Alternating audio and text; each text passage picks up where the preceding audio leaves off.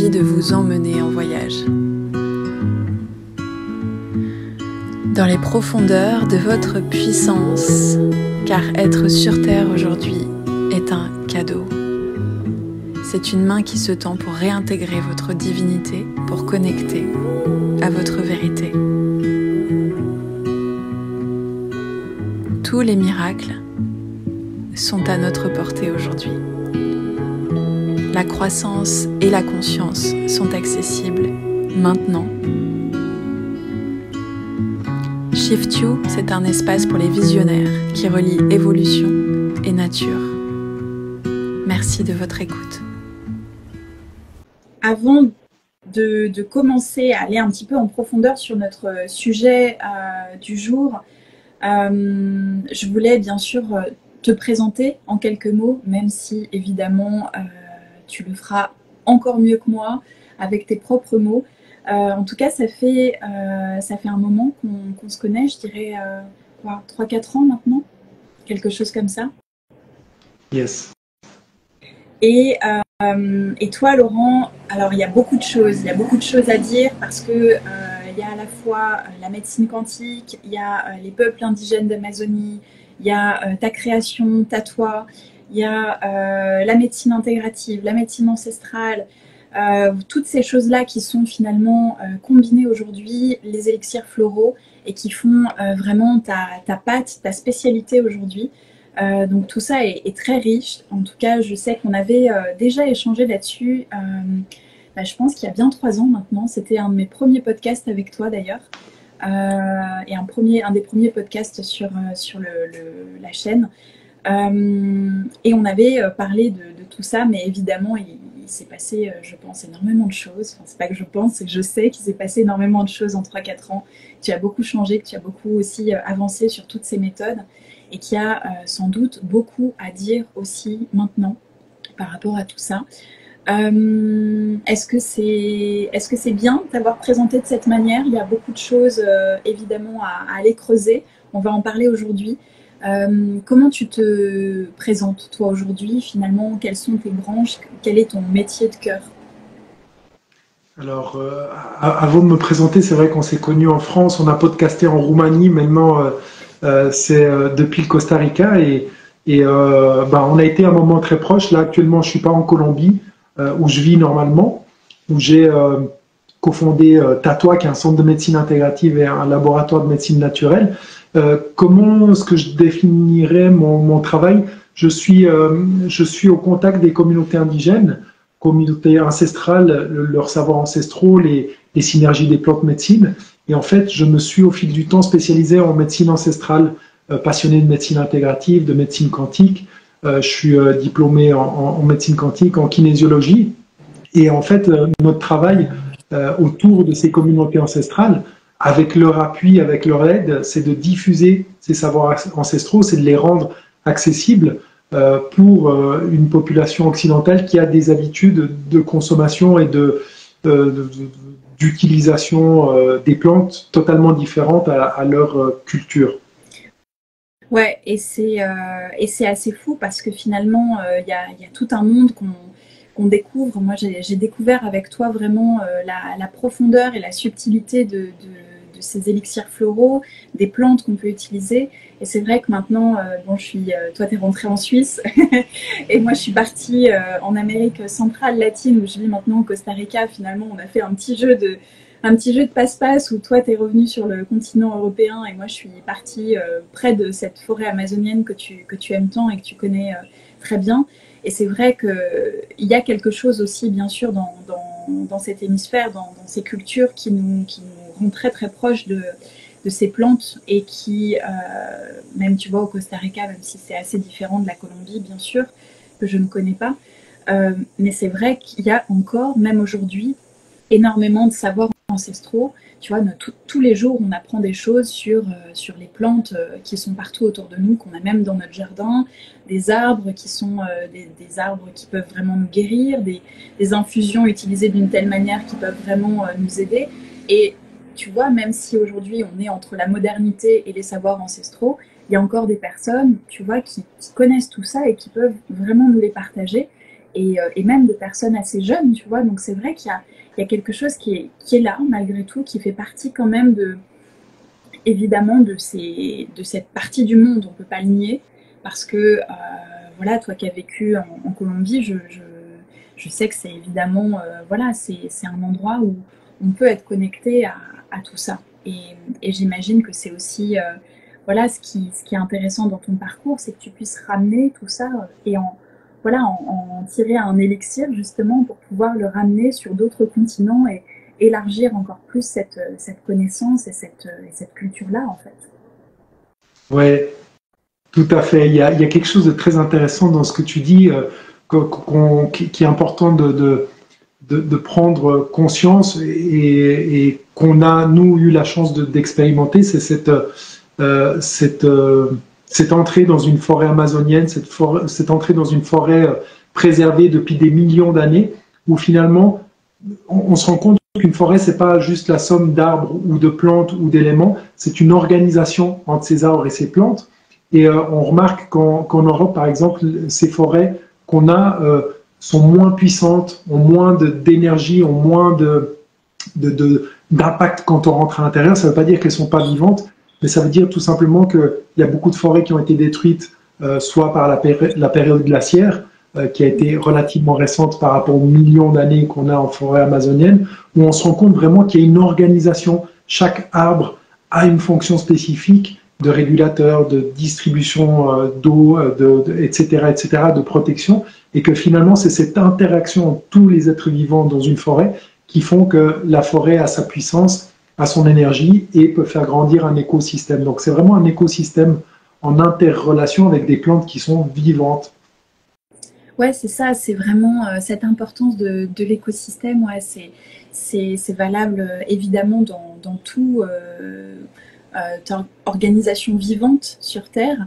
Et c'est vrai que c'est hyper important d'y revenir. Et je pense que c'est ce qui fait aussi qu'on est de plus en plus attiré aujourd'hui par toutes ces méthodes. Parce que peut-être, d'une certaine manière, en tout cas c'est mon point de vue, on est aussi arrivé à un moment où on a l'impression d'avoir fait le tour de la médecine plus moderne et où justement on cherche à retrouver vraiment ce qui pouvait nous rapprocher du vivant. Il y a quelque chose aussi aujourd'hui qui vient nous chercher profondément pour nous ramener au vivant. Peut-être parce qu'on vit pour beaucoup parfois dans des villes un peu trop bétonnées, un peu trop éloignées de notre nature profonde. Et finalement, tu vois, je me faisais cette réflexion, je ne sais pas comment elle va résonner pour toi, mais on est arrivé dans une époque tellement moderne que finalement, l'homme a été retiré de son habitat naturel, de son environnement naturel, et n'a plus de repères par rapport à finalement des choses qui devraient être présentes autour de nous, qui devraient être là pour soutenir notre vie, pour soutenir le vivant, pour soutenir la santé. Et finalement, tu vois, ce que j'ai constaté en vivant ici au Costa Rica depuis plus d'un an et demi maintenant, c'est que finalement, tout dans la nature est fait pour soutenir ta santé et tes besoins en fonction de l'endroit du monde dans lequel tu es. Tu vois, ici, on a des fruits d'une spécificité particulière, on a des légumes d'une spécificité particulière, on a des herbes, des plantes qui viennent vraiment soutenir un mode de vie qui correspond à cet endroit particulier du monde. Après, il y a, je pense, bien sûr des récurrences à différents endroits et on retrouve quand même ce besoin de vivant à tout niveau. Mais tu vois, finalement, en enlevant l'homme de son habitat naturel, en le coupant de son habitat naturel, on perd aussi nos repères normaux pour pouvoir vraiment coexister et vivre en harmonie avec cet écosystème dont tu parles. Je ne sais pas si ça résonne, ce que je dis. Tout à fait. Je dirais même en fait que la nature a toujours été autour de la médecine moderne puisque la nature est arrivée avant et qu'en fait il ne faut pas confondre. Peut-être un des problèmes qu'on a vécu ces derniers temps, c'est le problème du tout ou rien. Et en fait les deux sont complémentaires. Et ce qu'on a dans la médecine naturelle, la médecine intégrative, la médecine ancestrale, c'est ce côté préventif qu'on ne trouve pas forcément dans la médecine moderne, qui est une médecine curative. Donc on a un problème, on essaie de le résoudre. Alors que dans une médecine plus ancestrale, en fait, on va être plus dans la prévention. ce qui fait que ces communautés ancestrales ne souffrent pas de problématiques type bipolaire, dépression, troubles dégénératifs au niveau cérébral, etc., etc. Donc, c'est le côté préventif. Et le côté préventif, on l'a de manière naturelle avec ce que la nature nous a à offrir. Mais c'est vrai qu'on est dans un monde où on construit de plus en plus des villes qui s'élargissent, qui sont concentrées, qui sont condensées, avec toutes les contaminations qu'on peut avoir, les fréquences, la nourriture, le béton, etc., qui nous éloignent toujours plus de ce côté sagesse ancestrale, cette connexion avec la nature. Et d'ailleurs, c'est une des choses qui est faite auprès des communautés ancestrales quand certaines entités ont envie de se débarrasser de leur savoir, ils vont les extraire de leur côté nature pour les mettre dans des grandes villes, en sachant qu'ils savent très bien que quand ils sont dans des grandes villes, là, ils vont commencer à consommer de l'alcool, à consommer de manière locale comme les gens, à être connectés à du béton, donc peu à peu à perdre cette sensibilité que la nature et que les êtres vivants nous donnent en étant en interaction avec nous, perpétuelle et continuelle. Ouais, c'est assez fou, c'est vrai ce que tu dis. On se retrouve vite déraciné et peut-être que effectivement, comme tu vois, moi personnellement, je me rappelle quand j'étais enfant, il y avait plus de nature déjà autour de nous, tu vois, autour des enfants qu'on était dans les années 2000, on va dire, étant né dans les années 90. Et j'avais quand même ce souvenir d'être plus, tu vois, connectée à la nature que je l'ai été par les années suivantes, quand j'ai fait mes études sur Paris, etc. J'avais l'impression déjà, peu à peu, tu sais, que la ville grignotait la nature et que on était peu à peu habitués finalement à vivre de cette manière et à oublier un petit peu nos souvenirs d'enfants qui me reviennent là aujourd'hui depuis que j'ai aussi ma fille, tu vois, parce que je la vois grandir dans cet habitat naturel où on vit au Costa Rica aujourd'hui, même si on a choisi, même au Costa Rica, un endroit nature, campagne et naturel, parce que c'est pas le cas partout. Quand tu vas à la capitale, c'est ultra bétonné, ultra stressant, comme peut l'être une ville comme Paris ou comme même Genève à certains niveaux, j'imagine, tu vois. Mais c'est vrai que j'ai l'impression quand même que on s'est conformé malgré nous à cette habitude de c'est normal de vivre dans ces grands espaces finalement non naturels, c'est normal de consommer de la manière dont on consomme. Et aujourd'hui, justement, ça nous paraît, je pense que les personnes, la plupart des gens sont en recherche de cette nature et quand ils la trouvent, ils se rendent compte à quel point ils étaient à côté d'eux-mêmes finalement dans ce mode de vie déconnecté de cette nature profonde qui est aussi la nôtre. Et ça nous fait l'effet inverse. Beaucoup de gens retournent à ces savoirs ancestraux que toi tu utilises, que tu enseignes et que tu utilises justement avec ta toit et les élixirs floraux. Et finalement, on est en train de revenir de l'autre côté. Je pense qu'on vit peut-être différemment de nos parents aussi, où on a envie d'autre chose parce que ça nous paraît plus naturel du tout en fait. Ça l'a jamais été et on pensait que ça l'était et finalement on se rend compte qu'il y a autre chose pour nous, il y a bien plus grand. Oui, effectivement. Alors ça c'est un constat peut-être de la médecine qu'on a nous, que d'autres collègues médecins ont aussi, et où on se rend compte que finalement on vit plus longtemps, mais avec des pathologies qui arrivent beaucoup plus tôt dans notre vie, et donc finalement notre style de vie ou notre qualité de vie diminue considérablement. C'est-à-dire qu'on tombe malade beaucoup plus tôt. On a des pathologies qui devraient arriver normalement dans les 65-70 ans, qui arrivent chez des patients de 40 ans. Dans notre clinique, mais pas seulement, on le voit aussi chez les médecins avec qui on travaille. Et donc du coup, on se rend compte que notre style de vie, donc le style de vie, c'est pas uniquement ce qu'on mange, c'est aussi ce qu'on consomme au niveau écran, télévision, la course derrière la carotte et toutes ces habitudes qui font que, en fait, on a perdu en qualité de vie. Donc les gens commencent à se demander comment est-ce que je peux faire pour retrouver de la qualité dans ma vie et se dirigent vers des thérapies, vers des pratiques qui sont plus intégratives, c'est-à-dire qui prennent en compte non seulement la partie physique, mais aussi la partie mental, émotionnel, spirituel de la personne, donc l'être dans sa globalité. Puisqu'on parle de quantique, on parle de cette illusion de la séparation qui n'existe pas quand on prend l'individu dans sa complétude, ce qui inclut aussi son environnement autour et puis son histoire de vie. Ouais, c'est super intéressant. Justement, Laurent, j'allais te demander comment est-ce que toi tu définis la médecine quantique et la médecine intégrative aujourd'hui? Qu'est-ce que c'est concrètement? Ben, la médecine quantique, pour le faire assez simple, c'est une médecine qui est basée sur les préceptes de la physique quantique. Donc déjà, on a l'illusion de la séparation dont je viens de faire mention. Il y a l'intrication quantique. Il y a le fait que l'observateur a une influence sur l'expérience. Et il y a cette notion de fonction d'onde qui s'effondre lorsqu'on observe une particule théorique. Donc une particule théorique ou un élément particulier et probabilité jusqu'à ce qu'on l'observe et qu'il devienne instance de quelque chose. Donc, dès le moment qu'on comprend ça, on comprend que la manière dont on observe quelque chose a une influence sur ce quelque chose. Si j'observe avec mon hémisphère gauche qui est linéaire, limité, séquentiel, connecté à mes peurs, à mes croyances, etc., je suis dans une fonction de séparation. Alors que si j'observe une situation avec mon hémisphère droite, avec mon cœur, avec mes centres énergétiques, je suis plus dans une optique illimitée, multidimensionnelle et unifiée.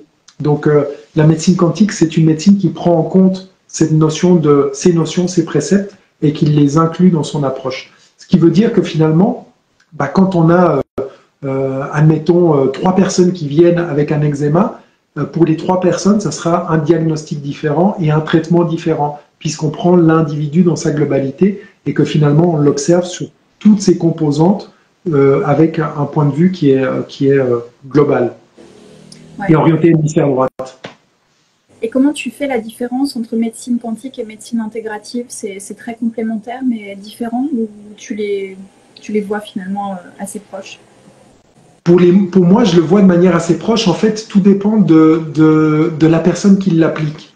Donc du coup, ça me fait penser au fait que lorsqu'on rentre dans notre laboratoire, on s'évalue émotionnellement. Ça veut dire quoi? Ça veut dire qu'on sait que nos émotions, elles ont un impact sur l'expérience et qu'en fonction de ce que je ressens, je vais pouvoir déterminer ou avoir une influence sur la qualité des produits que je termine. Bon, ça veut dire quoi? Ça veut dire que c'est pas juste un processus physique et mental. C'est pas je regarde une procédure et puis je suis la procédure et si je suis les étapes de la procédure, j'ai la garantie d'avoir un produit. C'est que moi, en tant qu'intervenant, je prends en compte tous mes corps et je sais que tous ces corps vont interagir avec l'expérience dans laquelle je suis. Donc, il existe des médecins intégratifs qui ont une approche quantique dans leur manière d'être, où finalement ils sont dédiés à la personne en face d'eux, ils l'écoutent, ils prennent en compte toute sa globalité, son environnement, et donc ça peut être très proche comme ça peut être assez éloigné. Mais cela dit, la médecine intégrative, c'est une médecine fonctionnelle qui prend en compte les interactions entre les systèmes, l'individu sur toutes ses dimensions et qui a bien conscience que le corps émotionnel a une influence sur le corps physique de la même manière que le corps mental a une influence sur le corps physique ou le corps émotionnel, etc. etc. Ouais.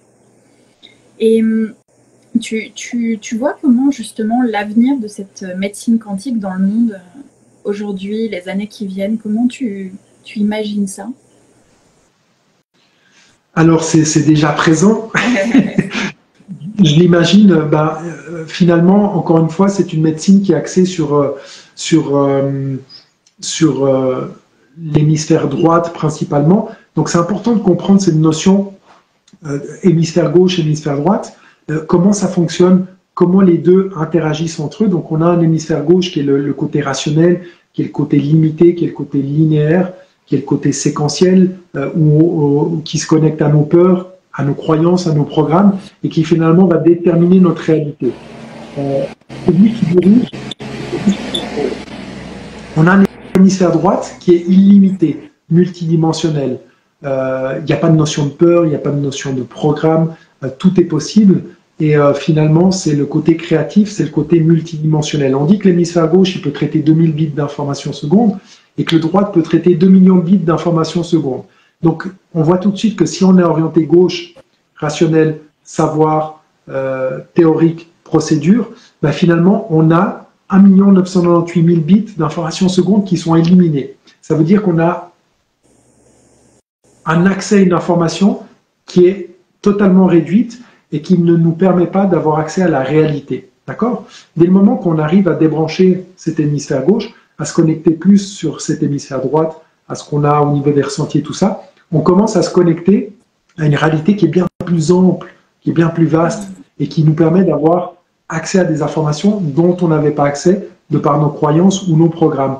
Et finalement, les plantes avec lesquelles on travaille, elles ont cette propriété, notamment, elles ont aussi d'autres propriétés, mais de déconnecter cet hémisphère gauche pour nous rendre présents à quelque chose de plus grand. C'est pour ça qu'on appelle des états élargis de conscience, parce que vraiment, on accède à quelque chose de plus grand à l'intérieur de nous. C'est un peu le paradoxe, hein. Mais ce qui fait qu'on prend conscience de certains éléments qui étaient cachés par cet hémisphère gauche qui ne veut pas les voir parce que ça ne correspond pas à ce qui est ma réalité à moi en fonction de ce que j'ai installé au niveau du corps. Ouais, c'est intéressant ce que tu dis sur que tu fasses vraiment la distinction entre ces deux hémisphères du cerveau. Je ne l'avais jamais vu comme ça. Est-ce que finalement, on pourrait dire que l'hémisphère gauche, c'est plutôt la séparation, l'ego, la troisième dimension, tout ce qu'on pourrait rattacher à ça, et que cet hémisphère droit dont tu parles, ça pourrait être cette cinquième dimension dont on parle beaucoup aussi en ce moment, cette connexion au divin, cette connexion à Dieu, cette réalisation, plutôt, ça on va en parler, ça fait partie de mes questions pour toi après, accroche-toi, mais est-ce que tu ferais ce lien aussi? C'est très intéressant cette vision et cette proposition. J'aime beaucoup. J'y avais jamais pensé comme ça. En fait, c'est très intéressant. Je le voyais plus comme effectivement, en fait, cet hémisphère gauche, c'est la séparation, c'est le jugement. Donc à chaque fois qu'on est dans un jeu de je tiens pour cette équipe, tu tiens pour cette équipe, ton parti politique il est bien, le mien il est mieux, etc. On est dans cet hémisphère gauche, donc on est dans la séparation, donc on est dans la limitation. Et dès le moment qu'on accueille et qu'on sort du jugement, finalement on rentre dans cet hémisphère droite. Donc c'est déjà une chose très importante de comprendre que la séparation est artificiellement créée. On est dans une société occidentale où on nous pousse à la séparation, au jugement, à la compétition, pour qu'on soit vraiment orienté hémisphère gauche, donc limité dans nos perceptions. Alors que des communautés ancestrales sont plus orientées hémisphère droite et elles ont cette capacité de percevoir, de communiquer avec les plantes, d'être vraiment guidées par cet univers, par cette force universelle plus grande que nous. Et donc c'est un élément très intéressant. Et finalement, l'un comme l'autre, c'est une représentation de cette polarité qui nous ramène au centre. Et au niveau de notre centre, on a cette colonne vertébrale avec notre glande pinéale qui est finalement ce qui permet de nous connecter à quelque chose de plus grand. Que cette glande que la science peut difficilement expliquer encore aujourd'hui d'un point de vue médical. On connaît quelques fonctions, mais ça s'arrête là. Ouais, j'aime beaucoup la tournure que prend finalement cette discussion, tu vois, sur la médecine quantique, parce que le fait que tu parles de ces deux cerveaux, c'est vraiment, ça pose vraiment question, je trouve. Ça pourrait impliquer plein de choses, en fait, pour l'avenir. Est-ce que foncièrement, à terme, la distinction cerveau droit, cerveau gauche n'existera plus? Ou est-ce qu'elle est juste là pour nous rappeler, tu parles beaucoup de cette illusion de séparation, et c'est quelque chose qui nous relie aussi beaucoup, je crois, dans notre vision du monde, dans notre connaissance du monde, à la fois subtile, quantique, ésotérique, métaphysique, peu importe, parce que finalement tout ça fait partie de la même chose. Le monde est multi-aspect, multidirectionnel, multidimensionnel. On a beaucoup de choses qui peuvent paraître séparées effectivement et qui ne le sont pas. Et je voulais te poser des questions sur ton rapport justement au divin, à Dieu, etc. Parce que ça aussi, c'est quelque chose qui est très important et qui est nourri par énormément de séparation encore aujourd'hui. Et effectivement, tu vois, cette distinction que tu ferais là maintenant entre ces deux cerveaux qui, bien sûr, n'ont pas la même fonction, sinon il n'y aurait pas ce découpage, en tout cas anatomique, qu'on pourrait faire. Mais du coup, dans cette évolution de conscience qu'on est en train de vivre au niveau collectif, on aurait plutôt intérêt à se nourrir de ce cerveau droit que tu mets en avant comme étant le cerveau presque supraconscient qui nous emmène au-delà de cette séparation. On aurait plutôt tendance à devoir activer et travailler ou en tout cas vivre depuis cette comment on pourrait appeler ça? Oui, depuis cet hémisphère-là, mais depuis cette dynamique-là, en fait. Qu'est-ce que tu en penses? Alors, je pense que tout a un propos, et je rebondis un peu sur ce que tu dis en mettant en garde contre certains courants qui disent il faut se débarrasser de l'ego, il faut lutter contre l'ego. En fait, tout a un propos, tout a un sens et tout est divin. Donc finalement, si on a deux hémisphères, peut-être notre travail, c'est de faire en sorte que ces deux hémisphères collaborent de manière équilibrée. Ça veut dire quoi? Ça veut dire que mon énergie masculine et mon énergie féminine soient en collaboration constante. Ça veut dire faire la paix avec son père, faire la paix avec sa mère, faire la paix avec ce féminin sacré, ce masculin sacré, pour avoir cet équilibre. Et finalement, c'est en équilibre qu'on se connecte à quelque chose de plus grand. Si je suis en déséquilibre parce que j'ai un hémisphère qui est trop surreprésenté, ça va être beaucoup plus difficile de me connecter à quelque chose de plus grand. Donc le travail, je pense, c'est de prendre conscience que tout est polarité dans cette dimension, dans cette instance de vie qu'on est en train de vivre, dans cette incarnation, et que finalement, ça fait partie de nous. Et notre travail, c'est vraiment d'aller chercher cet équilibre. L'équilibre, on le trouve partout, hein, dans les excès d'émotions.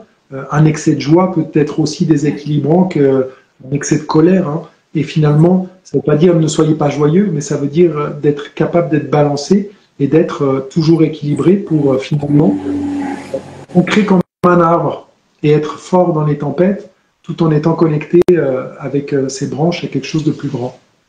Ouais, c'est un regard qui est justement qui s'éloigne de cette séparation dont tu parles et qui nous permet de faire la paix avec ce qui est. Tu dis que tout est divin et je suis convaincue de ça.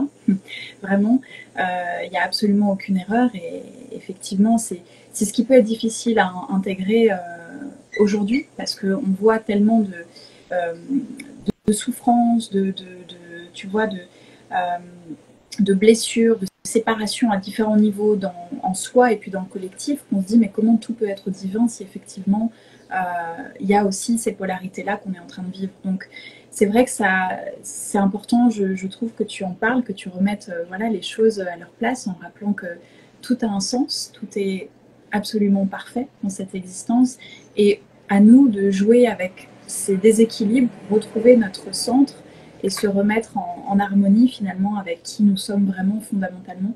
On va parler un petit peu après justement de ton regard, parce que tu en parles beaucoup de cette illusion de la séparation de Dieu et du divin. C'est quand même, je crois, un pilier central dans ton enseignement et dans ce que tu es, parce que on ne peut pas, je crois, être voilà, Laurent Geller qui a créé tous ces pôles, tu vois, autour de la santé intégrative, ancestrale, quantique, sans, je crois, aujourd'hui avoir cette profonde connaissance de l'unité.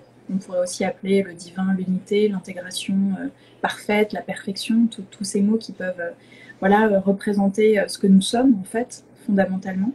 Mais avant toute chose, je voulais revenir un petit peu sur ton parcours, justement, avec ces peuples indigènes qui sont au cœur aussi de cette médecine que tu utilises.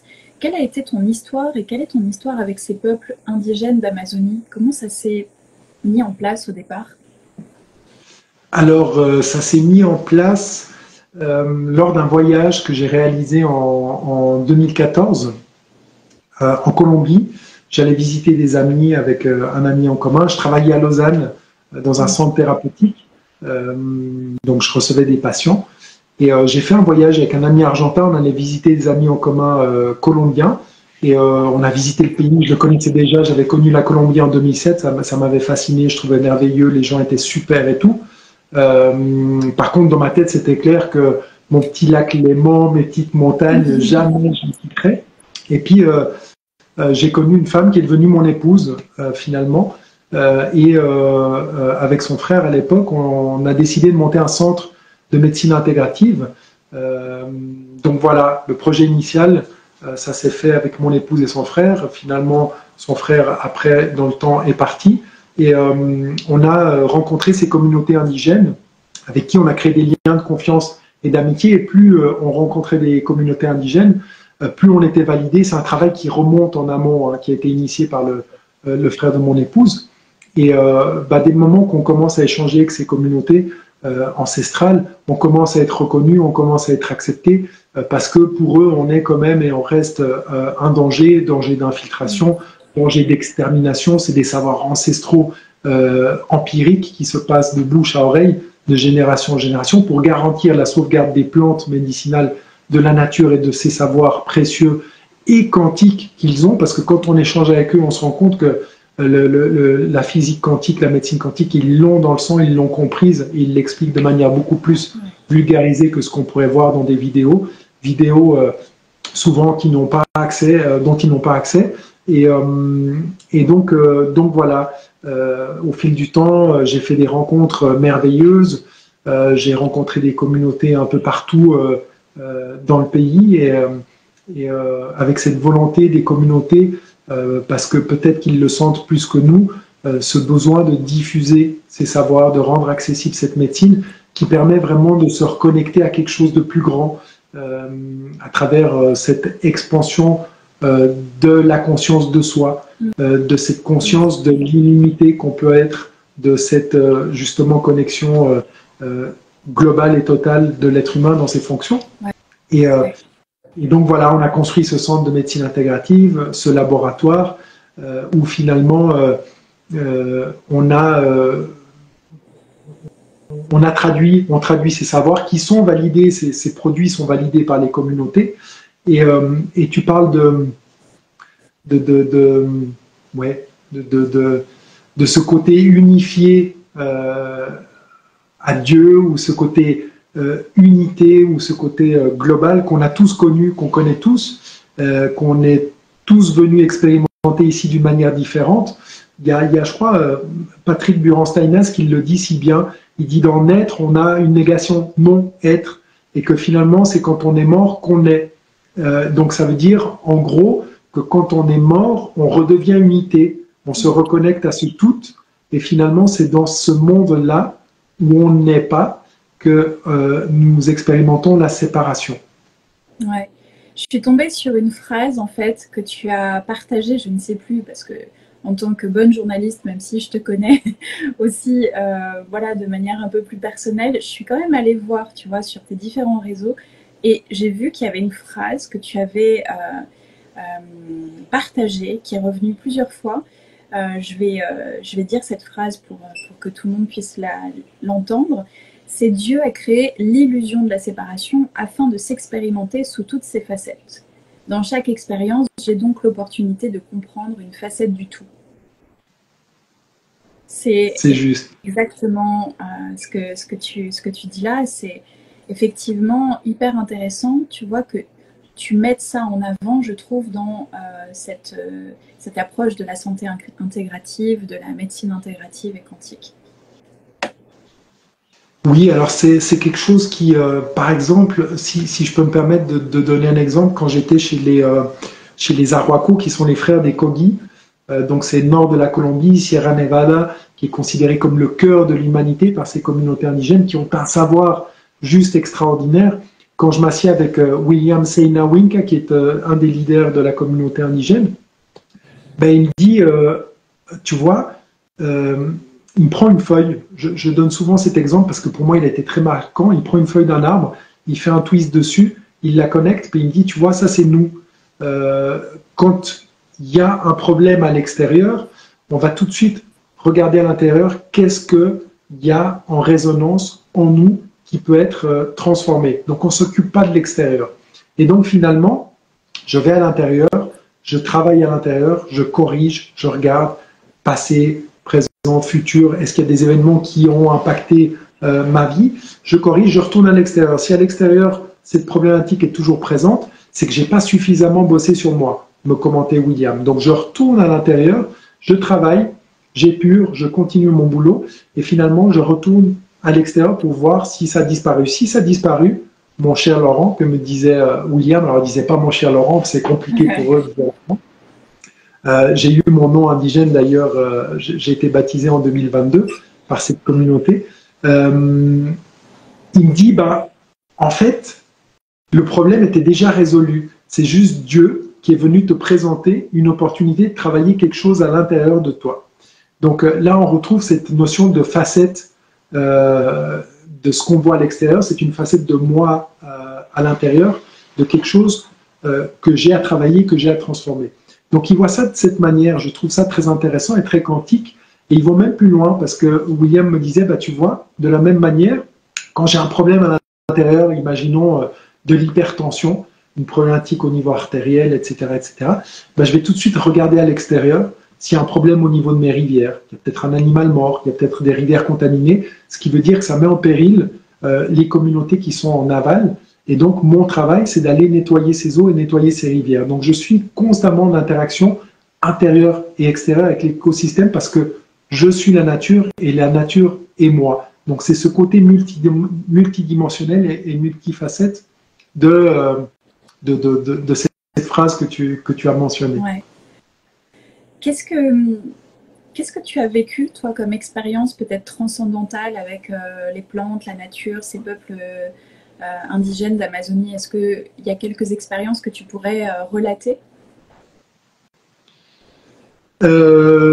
J'ai vécu une expérience où je me suis connecté à quelque chose de plus grand, ouais, même plusieurs, je dirais, mais il y a une expérience qui était particulièrement forte et intense, que je ne recommanderais à personne, où finalement j'ai eu accès à cette unité, j'ai eu accès à cette absence de polarité, donc j'ai été les choses, j'ai été la colère, j'ai été l'univers, j'ai été le soleil, et c'est juste une prise de conscience que le tout est illimité et d'une puissance et d'une stabilité, d'une force juste extraordinaire. Donc c'est des expériences qui sont transcendantales et qui m'a permis cette expérience à travers une expérience de mort imminente de comprendre que et d'avoir la garantie qu'en fait il y a quelque chose après la mort. La mort c'est juste un passage vers quelque chose de différent, vers une autre dimension, vers la suite de notre mission, puisque nous sommes ici avec une mission, chacun d'entre nous, et la mission de chacun qui est globale, c'est probablement d'être meilleur chaque jour, mais après, chacun a une mission individuelle, et ça appartient à chacun de le déterminer et de se reconnecter à cette mission. Donc du coup, cette expérience transcendantale m'a fait me connecter à ce qu'on appelle l'univers, Dieu, la nature, à quelque chose de plus grand, et à cette force qui régit en fait tout l'équilibre qu'on a autour de nous. Est-ce que tu penses qu'il faut, c'est vraiment ton opinion personnelle sur ce sujet, est-ce que tu penses qu'il faut vivre des expériences transcendantales pour connaître cette unité? Est-ce qu'il faut vivre des expériences? Il y a un mot qui m'a échappé. Pour vraiment connecter à cette unité que nous sommes. Ok, donc est-ce qu'il faut vivre des expériences comme celles, je ne suis pas sûr d'avoir compris, mais je répète, est-ce qu'il faut vivre des expériences comme celles que j'ai vécues pour se connecter à quelque chose de plus grand? Est-ce que c'est nécessaire, tu vois, de vivre justement des expériences transcendantales, puissantes, pour vraiment aller à la racine de cette connaissance de Dieu, du divin, de l'unité? Quel est ton regard là-dessus? Alors, ma réponse est oui et non. Oui, si dans ton système de croyance, il faut travailler dur pour obtenir quelque chose. Et c'est un peu le problème de notre société aujourd'hui. On a été éduqué un peu comme ça. Il faut que tu étudies longtemps pour devenir quelqu'un dans ta vie. Il faut que tu travailles dur pour gagner de l'argent, etc., etc. Donc inconsciemment, on a installé ces programmes où on croit qu'il faut que ça soit dur pour accéder à quelque chose. Mais on peut tout à fait accéder à ce quelque chose de plus grand en douceur, avec amour et bienveillance, sans avoir des expériences transcendantales avec les plantes ou avec, par exemple, des psychédéliques, ce qui a été dans mon cas. On peut tout à fait y accéder de manière totalement différente, en douceur, avec empathie, respect de soi, puisque ces expériences, des fois, sont quand même un peu brutales et ne sont pas recommandées et recommandables pour tout le monde, parce que c'est une expulsion littéralement de son corps vers quelque chose qu'on ne connaît pas forcément ou dont on a oublié l'existence. Ouais, c'est hyper important de le rappeler. Je pense que ça nous ramène simplement à cette idée que nous avons chacun différentes manières d'accéder à ces mêmes connaissances de nous-mêmes. Et peut-être tu vois, j'ai l'impression qu'il y a aussi peut-être beaucoup de frustration dans ce milieu spirituel aujourd'hui où les gens se disent « Oh là là, j'ai pas vécu d'expérience incroyable, du coup, j'ai besoin de vivre quelque chose de très fort pour pouvoir me connecter à telle chose et pour pouvoir… » On recherche toujours, j'ai l'impression, de l'extraordinaire. On recherche toujours quelque chose de grandiose, d'extrêmement incroyable, alors que finalement, on passe à côté de ce qui est là. Pour moi, finalement, c'est dans la vie même, tu vois, je pense que tu me rejoins là-dessus, c'est dans la vie même que se trouvent toutes ces pierres précieuses qui vont nous permettre d'aller vers plus de connaissance de nous-mêmes, tu sais, ce fameux « connais-toi toi-même », qui est la base aussi des stoïciens, mais qui est aussi ce fameux know thyself, se connaître, qui est aussi biblique. Et vraiment, c'était un peu une question, tu vois, pour qu'on échange là-dessus, justement, parce que je crois qu'aujourd'hui, beaucoup de personnes sont frustrées de ne pas vivre des choses extraordinaires et de ne pas vivre, tu vois, une spiritualité intrépide qui amène son lot de choses incroyables à raconter autour de nous, alors que finalement on passe à côté de ce qui est fort. Tu vois, j'en parle beaucoup déjà. L'idée n'est pas de parler de moi du tout, mais pour moi, cette expérience transcendantale de connaissance de Dieu, elle a été possible grâce à la naissance de ma fille. C'est quelque chose, il n'y a pas plus naturel que pour une femme que d'être enceinte et que d'accoucher. Et ça s'est fait comme ça. Je le cherchais, tu vois, je cherchais cette connaissance, tu vois, cette connaissance de soi. Je cherchais ce lien au divin et je l'ai trouvé à un endroit où je n'aurais jamais imaginé. Donc c'est vrai que je voulais simplement dire ça pour peut-être les personnes qui se retrouveront dans cette vision-là, de ne pas toujours chercher l'extraordinaire, comme tu le dis. Voilà, et ça peut être des expériences qui sont bouleversantes, qui peuvent être induites parfois par des plantes, comme ça a été ton cas, ou par d'autres personnes. Je sais que moi-même, j'ai fait l'expérience, grâce à toi, de ces moments de transcendance avec les élixirs de Tattoa intégrative, parce que je vivais en Roumanie et on a réussi, je ne sais plus comment, par la poste, tu as réussi à m'envoyer des élixirs et j'ai pris effectivement cet élixir floral d'ayahuasca sous cette forme de spray, tu vois, donc pas besoin d'aller forcément à l'autre bout de la planète pour le vivre. Et puis moi, en grande aventurière que je suis, bien sûr, j'ai demandé à me libérer de toutes mes peurs juste avant de prendre cet élixir, tu vois. Et j'ai passé une nuit horrible et en même temps complètement transcendantale qui m'a permis de comprendre tout un tas de choses. Donc il y a plein de moments où on peut le vivre, bien sûr, on peut l'induire. Et aussi, c'est pour ça que je pense que c'est bien que tu aies répondu oui et non, il y a aussi tous ces moments de vie qu'on néglige parfois, qu'on oublie. C'est vraiment là, le cadeau, il est là. Je dis souvent, le portail, il est dans notre quotidien. Et il y a aussi ça qui est important, je crois. Oui. Oui, tout à fait. Et finalement, est-ce que c'est déjà pas magique de se dire que le soir, quand je m'endors, je perds le contrôle et je me réveille le matin et je continue à respirer. Donc j'ai un système autonome, j'ai une respiration, j'ai des fonctions qui sont juste magiques et qui font que je suis en vie et que mon corps a continué de fonctionner malgré le fait que mon corps astral soit parti, que je suis allé explorer d'autres dimensions et que j'ai vécu des choses parallèles. Donc ça, c'est déjà la première chose par rapport à ce que tu dis. Une deuxième chose, c'est, je pense, j'en ai fait un peu mention tout à l'heure, j'ai 3 éléments qui sont peut-être, qui peuvent dire ce que tu dis d'une manière différente. C'est ce côté état expansé de conscience, l'expansion de conscience. Paradoxalement, je l'ai dit tout à l'heure, mais en fait, ça se fait à l'intérieur. Donc, le fait de chercher quelque chose à l'extérieur qui est finalement à l'intérieur nous fera passer à côté de cette merveille intérieure qu'on cache tous à l'intérieur de soi. Et finalement, c'est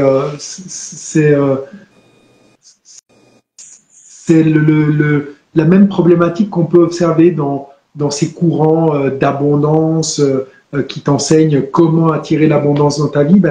Si tu as les mains pleines et que tu demandes plus, tu recevras pas forcément. Donc il faut qu'on apprenne deux choses. La première, c'est de se débarrasser de ce qui nous est inutile dans notre vie.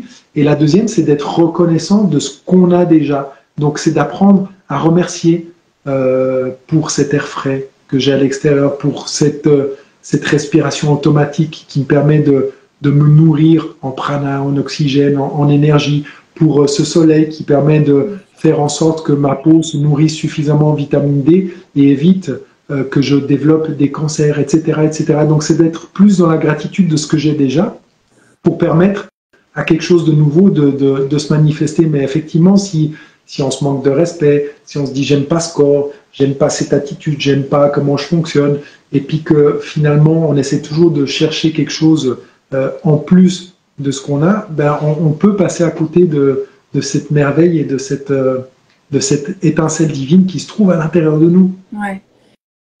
Et tu vois, c'est ce qui peut paraître très délicat. Moi, je sais que je suis souvent confrontée à cette question aussi avec des personnes que j'accompagne. C'est finalement, si nous sommes un, si tout est un, s'il n'y a aucune séparation, pourquoi est-ce que on cherche à remercier quelque chose à l'extérieur, on cherche à, tu vois, c'est évidemment très, très complexe pour l'esprit humain qui est dans cette illusion de séparation, mais si nous sommes un, comment expliquer la gratitude finalement si je ne suis pas séparée de cette chose pour laquelle j'ai de la gratitude? Tu vois ce que je veux dire? Il y a quelque chose qui parfois vient nous chercher un peu dans notre compréhension des choses.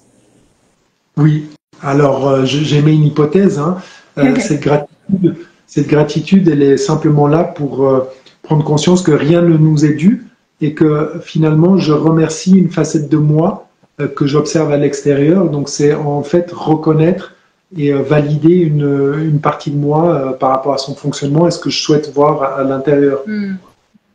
Ouais, c'est finalement ne faire aucune distinction entre ce que je pense être à l'extérieur, simplement le reconnaître comme faisant partie de moi, comme étant un tout parfait que je vois, que je reconnais, que je rends visible, et de dire merci à moi-même de me permettre de voir cette chose que j'avais peut-être oubliée. Ce serait ça. Ouais. C'est beau. C'est beau. Je voulais te demander aussi, Laurent, pourquoi est-ce que tu penses que les plantes, parce qu'on parle de tes élixirs floraux, de chez toi, de l'importance de la nature, pourquoi est-ce que tu penses que les plantes sont aussi efficaces? Alors, parce qu'elles ont cette propriété, notamment de couper l'hémisphère gauche. Donc, elles ont plusieurs propriétés communes, hein, d'accord? La première, c'est de couper cet hémisphère gauche. La deuxième, c'est... donc on a vu la différence hémisphère gauche, hémisphère droit tout à l'heure. La deuxième, c'est de réduire, voire annuler les ondes alpha au niveau du lobe occipital. On considère le lobe occipital, c'est le siège des visions et des perceptions oculaires. C'est aussi ce qui est apparemment utilisé pour tout ce qui est predictive coding. Donc codification prédictive, on définit un environnement, on définit un futur en fonction de l'environnement et des prédictions et de modèles complexes. Donc c'est ce qui nous permet d'anticiper un petit peu toujours tout en fonction de nos croyances et de nos programmes. Donc du coup, si on désactive ces deux hémisphères, hémisphère gauche, hémisphère droite, déjà on a accès à une information beaucoup plus importante autour de nous. On dit qu'en médecine quantique, toute l'information qui te caractérise, les traumas, les problématiques, les dysfonctions, se trouvent autour de toi et sont accessibles. Donc, si on coupe ces deux zones, qu'on a accès à toute l'information autour de nous et qu'en plus, on va changer la vibration au niveau cellulaire, on dit que la cellule, c'est le siège des programmes, finalement, c'est le dernier rempart du changement. Donc, à chaque fois que je veux changer, la cellule, en gros, elle va envoyer des signaux au cerveau pour que celui-ci sécrète des hormones d'inconfort. C'est ce qui fait que dès le moment que je décide de changer, par exemple, est-ce que je déménage pas, je déménage pas, le jour où je décide de déménager, tu peux être sûr que tu as un pote qui vient à la maison, qui sonne à ta porte et qui te dit « Pourquoi tu déménages? T'es tellement bien chez toi, j'adore ton appart. » Et ça te met le doute. Ça, c'est la fonction cellulaire. Je préfère rester dans un environnement toxique que je maîtrise que de prendre le risque de vivre quelque chose de différent. C'est les études du docteur Bruce Lipton.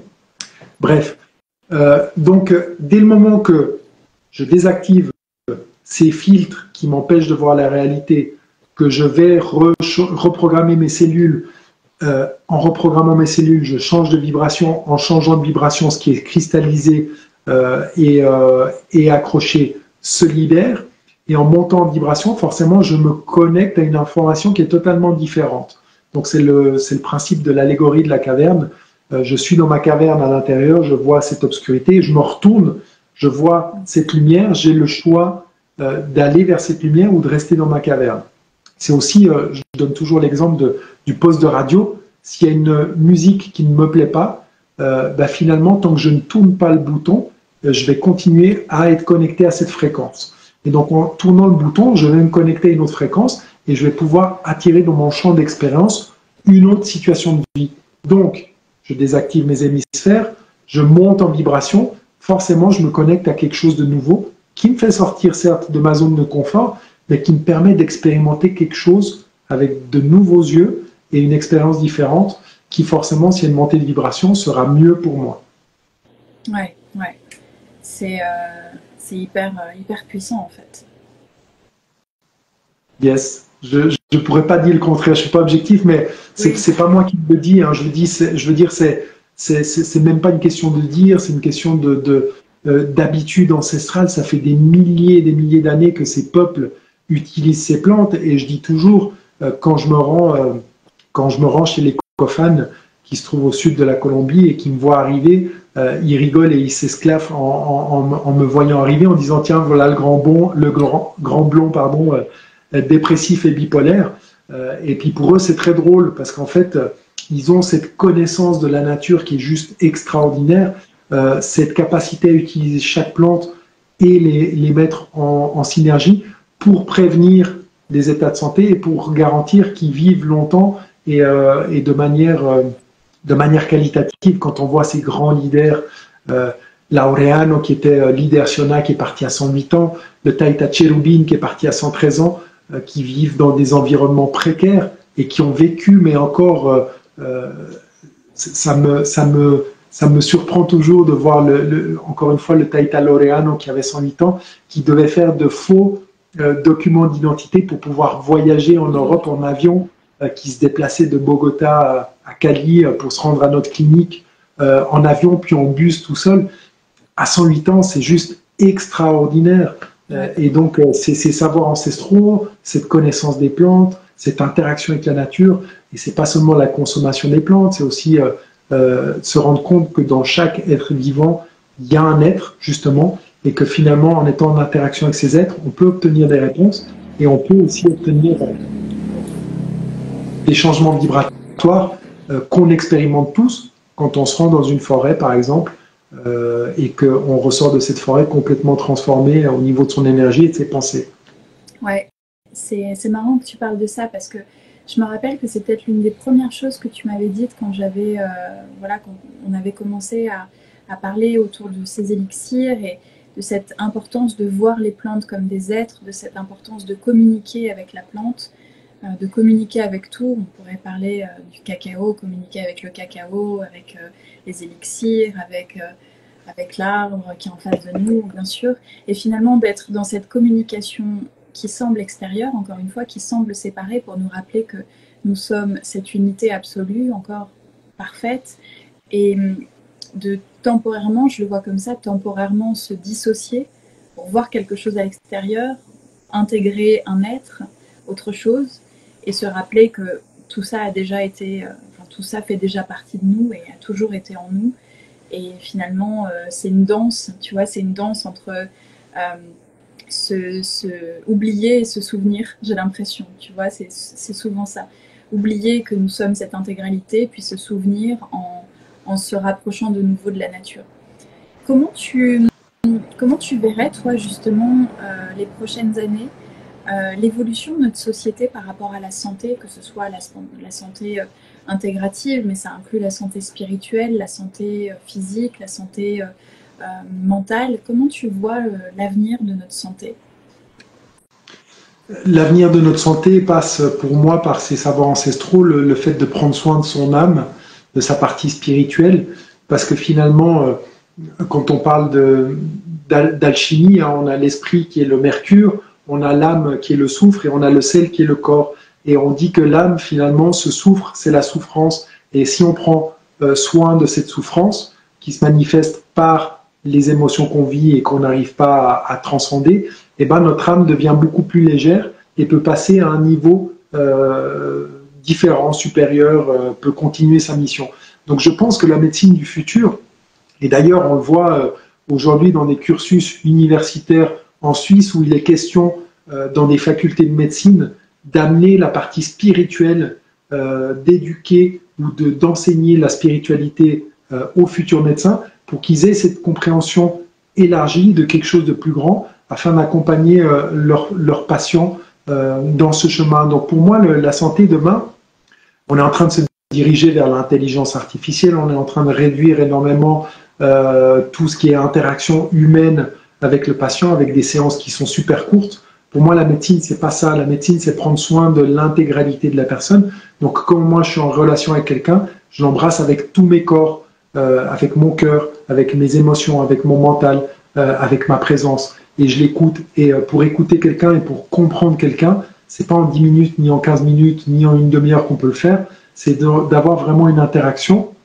et cette volonté de faire juste et d'aider. Je me rappellerai toujours le médecin qui m'a formé en médecine quantique, il disait toujours faut pas faire juste, faut avoir l'intention de faire juste. Je le répète souvent, mais c'est très important. Cette intention de faire juste part du principe qu'on a envie de faire bien. Donc on est présent, on est corps et âme, entregado, je ne sais pas comment on dit, mais dédié à l'expérience.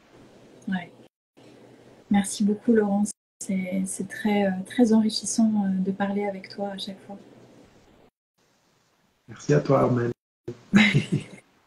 Qu'est-ce que tu aimerais ajouter sur cet échange? Est-ce qu'il y a des actualités aussi dont tu aimerais parler? Il y a sûrement beaucoup de choses pour toi qui se passent en ce moment.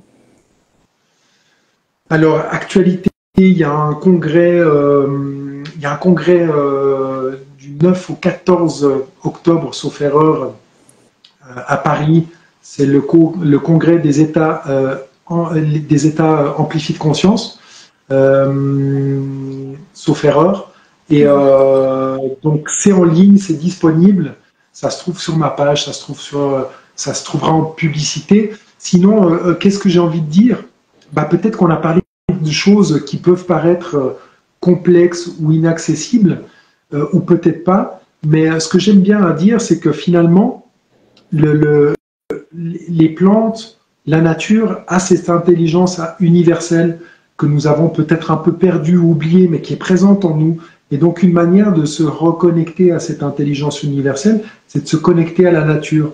D'accord? On peut très bien se connecter à des arbres, prendre le temps d'aller marcher en nature, de marcher à pieds nus tous les jours un petit peu ou 2-3 fois par semaine, d'avoir ce contact avec cette terre-mère qui nous nourrit et qui nous accueille puisque nous sommes des hôtes. Et donc finalement, si nous sommes des hôtes, c'est qu'on est bienvenus et c'est qu'on a un rôle à jouer. Donc, si on a un rôle à jouer, c'est recréer cette connexion avec cet hôte qui nous héberge à travers les plantes, les arbres et la nature. Donc ça, je pense, c'est le message le plus important.